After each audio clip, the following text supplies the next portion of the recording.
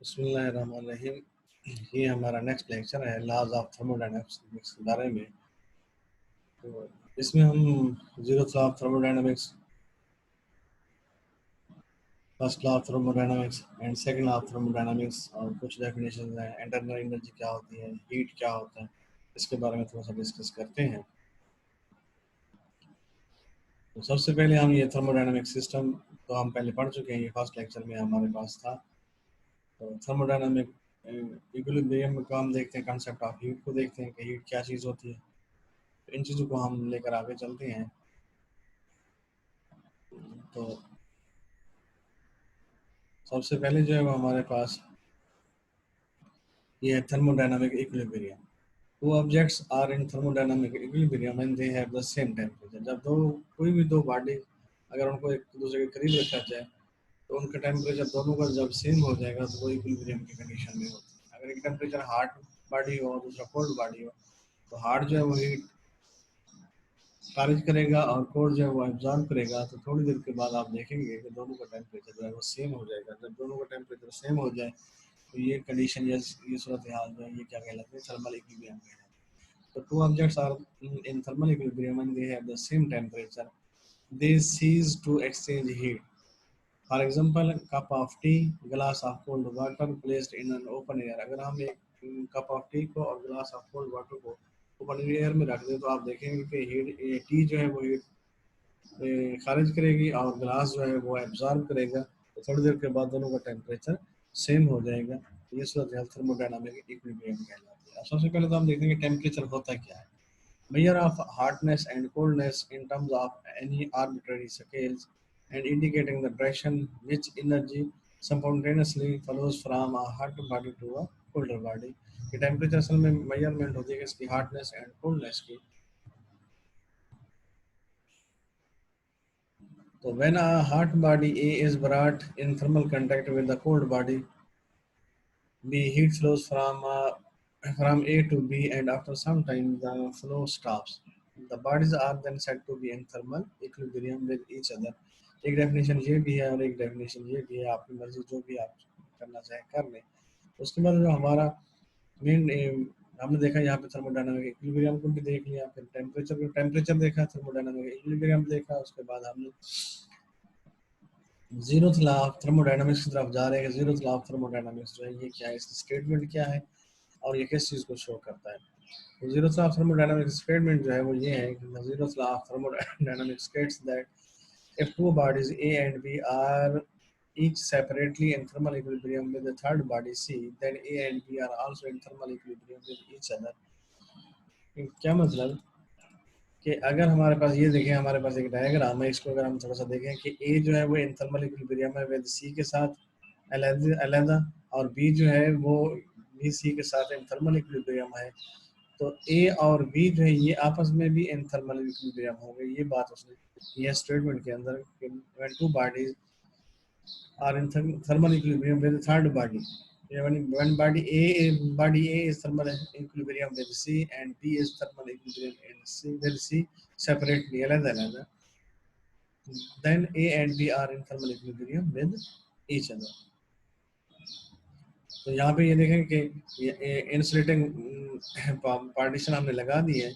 तो ये ए जो है वो सी के साथ थर्मल इक्विलिब्रियम में, बी जो है वो सी के साथ थर्मल इक्विलिब्रियम में, और ये आपस में इक्विलिब्रियम में नहीं। अगर ये बाल हम हटा दें, एडियाबैटिक बाल, अगर ये इंसुलेटिंग बाल हटा के हम एडियाबैटिक बाल लगा दें तो आप देखेंगे कि फिर ए और बी जो है ये भी आपस में थर्मल इक्विलिब्रियम में होंगे।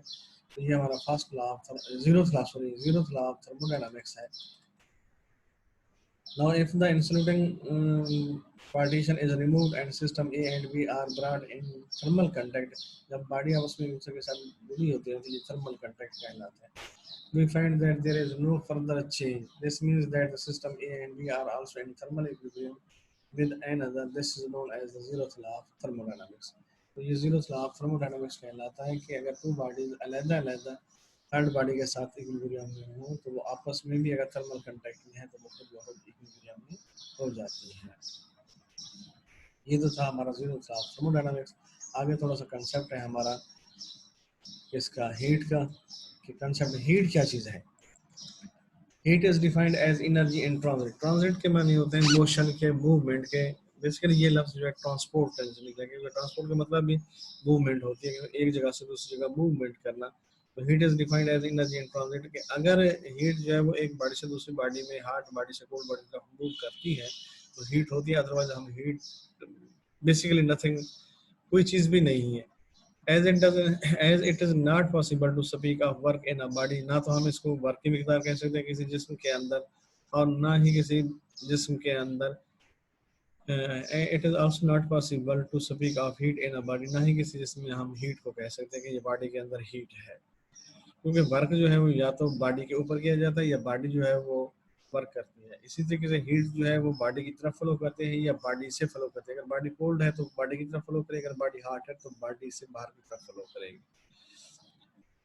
और अगर बॉडी का टेम्परेचर जो है वो कांस्टेंट है तो it has both mechanical and thermal energy due to molecular agitation.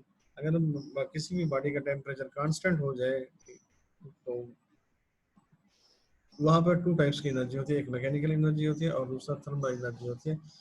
ये due to the molecular agitation, molecular के आपस में कुलयन की वजह से, टकराव की वजह से, और ना ही हम इनको अलग अलग कर सकते हैं। तो इन दोनों सूत्रों में हम हीट को डिफाइन नहीं कर सकते। ये हीट को सिर्फ और सिर्फ उस वक्त डिफाइन करते हैं जब ये फ्लो करती है। It means if the flow of heat stops the word heat can not be used. It is only used when there is transfer of energy between two or more system. कि जब energy जो एक body से दूसरी body की transfer होती है या हॉट बॉडी से कोल्ड बॉडी की ट्रांसफर होती है तो हम कहते हैं कि हीट है, otherwise heat nothing is nothing. तो आगे थोड़ी सी इसकी एक्सप्लेनेशन दी गई है कि इसको हीट को हम फिर आखिर में लेते क्या है। कि consider two system A and B in thermal contact with one another surrounded by adiabatic wall. Adiabatic wall के साथ अगर ए और बी दो बॉडीज जो है वो हमारे पास हो, तो पावर सिस्टम ए के लिए अगर हम इक्वेशन लिखना चाहें तो हमारे पास ये होगा q prime is equal to u2 minus u1 is equal plus w के, where q is the heat energy transferred, u1 is the initial internal energy, u2 is the final internal energy, and w is the work done। और इसी तरीके से अगर हम system B के लिए equation लिखना चाहें तो हमारे पास होता है क्यू प्राइम, ये होगा क्यू और ये होगा क्यू प्राइम। तो यहाँ पे मिस्टेकनली क्यू प्राइम लिखा गया, ये क्यू प्राइम नहीं होगा, ये क्यू होगा। तो U two prime minus U one prime plus W prime के। अगर हम हमारे पास इक्वेशन फर्स्ट है और इक्वेशन सेकंड है, इन दोनों को अगर हम ऐड कर दें तो हमारे पास ये इक्वेशन बनता है Q plus Q prime is equal to U two minus U one plus W.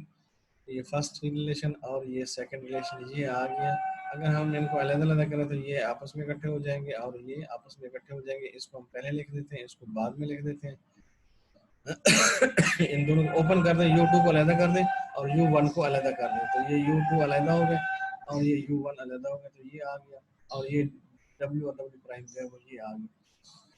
तो अगर हम इस इक्वेशन को देखें तो हमारे पास ये एक चीज़ क्या है, ये जो है ये वाली ये सारी क्वांटिटी जो है ये कंपोजिट सिस्टम की, ए और बी जब दोनों मिल जाते हैं तो दोनों के मिलने से जो सिस्टम बनता है, ए सिस्टम एक अलग सिस्टम है, बी एक अलग सिस्टम है, जब दोनों को मिला दें तो फिर कंपोजिट सिस्टम बन जाता है।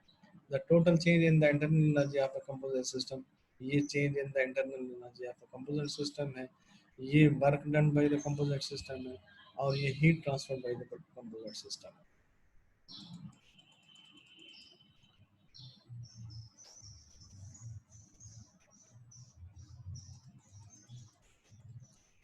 The work done by the composite system is equal to W plus W prime के हो गया। It means that the heat transferred by the composite system is Q plus Q prime के।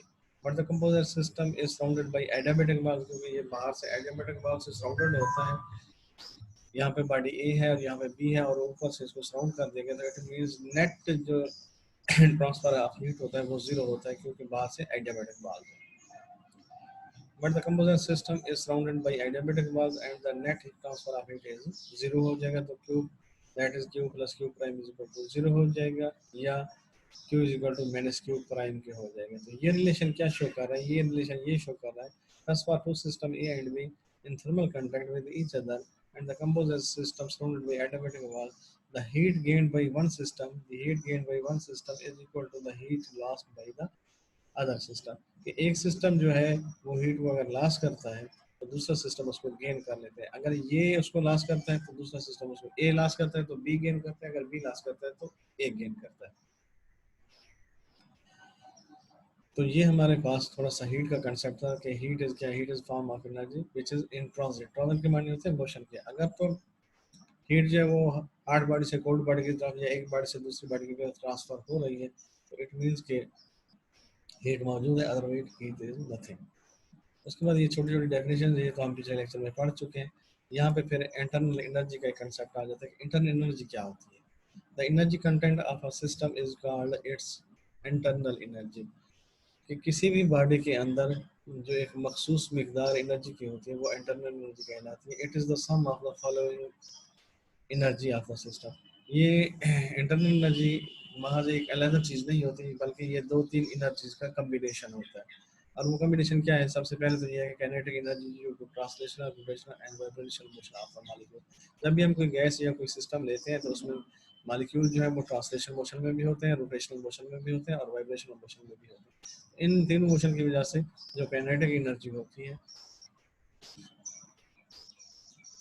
तो all of which depend on the temperature. और ये temperature पे होती है। अगर टेम्परेचर ज़्यादा कर दे तो ये मोशन तेज हो जाती है, ट्रांसलेशनल वाइब्रेशनल वाइब्रेशनल मोशन। अगर टेम्परेचर कम कर दे तो ये मोशन स्लो हो जाती है। तो इस वजह से ये जो एनर्जी की काइनेटिक एनर्जी की फॉर्म है ये किस पे? टेम्परेचर डिपेंडेंट होती है।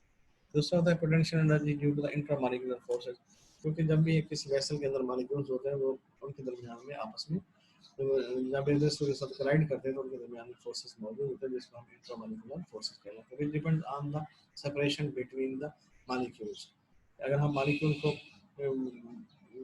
वेसल को बहुत बड़ा कर दें तो मॉलिक्यूल दूर दूर चले जाएंगे तो ये फोर्सेस कम हो जाएंगे। अगर वेसल को छोटा कर दें तो ये मॉलिक्यूल एक दूसरे के करीब आ जाएंगे और ये फोर्सेस ज़्यादा हो जाएंगे। और तीसरी जो फॉर्म होती है वो होती है the energy of electrons and nuclear. कि तीसरी फॉर्म जो होती है इसकी इंटरनल एनर्जी की वो क्या होती है? ये कॉम्बिनेशन जो होता है वो ये होता है कि energy of electron and the nuclear. Electron जो है वो किसी भी एटम के बाहर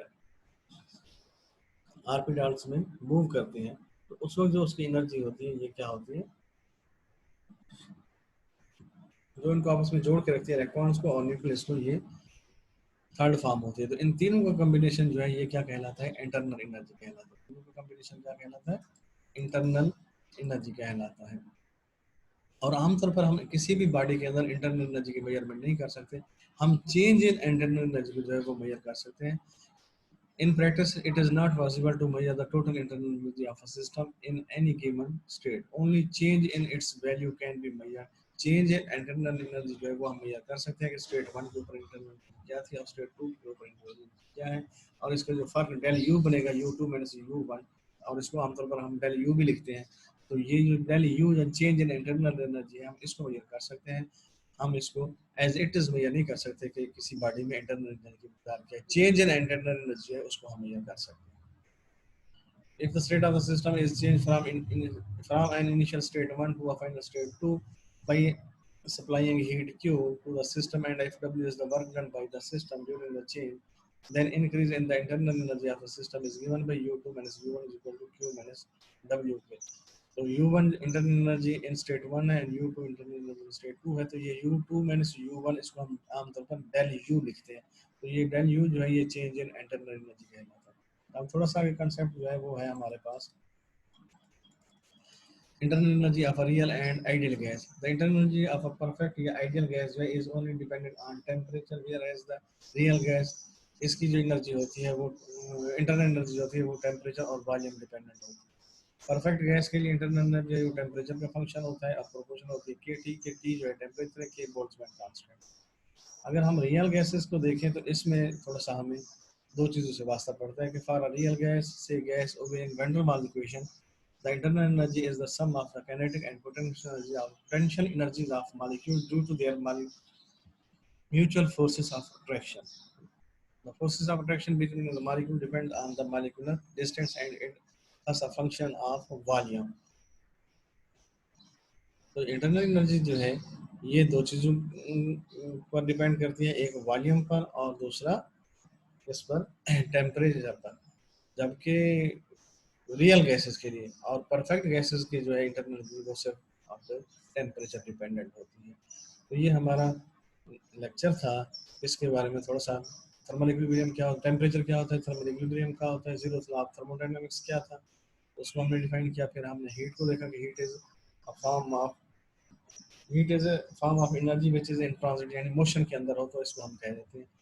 तो इसी तरीके से हमारे पास नेक्स्ट जो था वो क्या था, इंटरनल एनर्जी। इंटरनल एनर्जी जो है वो किसी भी बॉडी के अंदर तीन चीज़ों का मजमूआ होता है। अगर वो तीन किस्म की एनर्जी को अगर हम मिला दें तो वो क्या काइनेटिक एनर्जी होती है बिटवीन द मॉलिक्यूल्स, और दूसरा जो है वो फोर्स ऑफ अट्रैक्शन की वजह से जो पोटेंशियल एनर्जी होती है, और तीसरा जो है energy between the electron and the nucleus, इसकी कॉम्बिनेशन को हम कहते हैं इंटरनल एनर्जी। और इधर से हमने फिर फर्क भी देखा कि इंटरनल एनर्जी जो है वो रियल गैस की और परफेक्ट गैस की क्या क्या होती है। तो यहाँ पे ये हमारा लेक्चर खत्म होता है। अगर इसके इसमें कोई क्वेश्चन हो तो आप मेरे से रब्ता कर सकते हैं, और कोई भी चीज़ डिस्कस करनी हो तो वो कर सकते हैं।